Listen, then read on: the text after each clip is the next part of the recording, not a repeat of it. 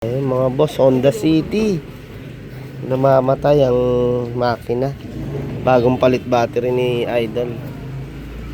Ayan, para malaman mo alternator problema, pag naka-start, tanggalin mo to habang naka-start, tanggalin mo negative. Pag namatay ang makina, ibig sabihin alternator ang problema.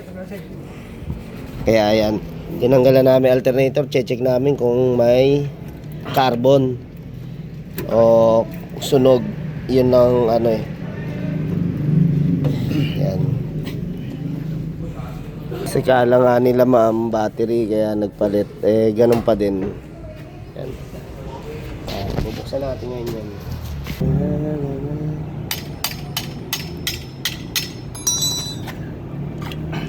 Yun.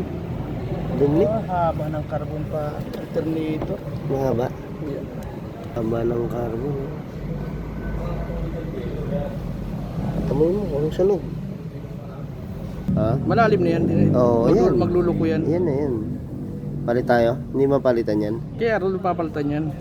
Ano? Meron siya mga stock ng ganyan eh. Kasi mag-export To? ng bagay. Oo. Sira to? Isa pa kapatamaan na sa gitna.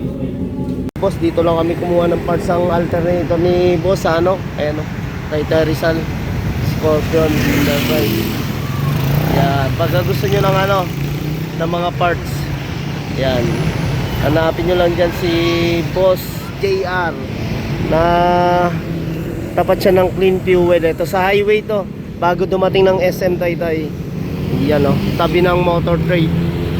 Pagka gusto nyo mga kompletong parts, para ayan, napaka quality niya mga idol. Talagang bibigyan ka ng mas magandang presyo dyan para maka-discount ka. Okay, biyahe na kami pabalik sa shop. Ano yung luma nila boss na ano, pumapalya. Ito yung bago, kinabit na namin bossing.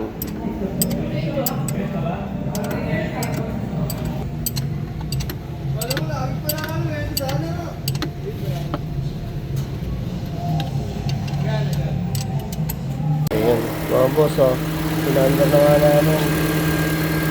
Tapos sinubukan natin buksan yung mga ilaw. Nawala na yung ano, yung nakaano doon na battery.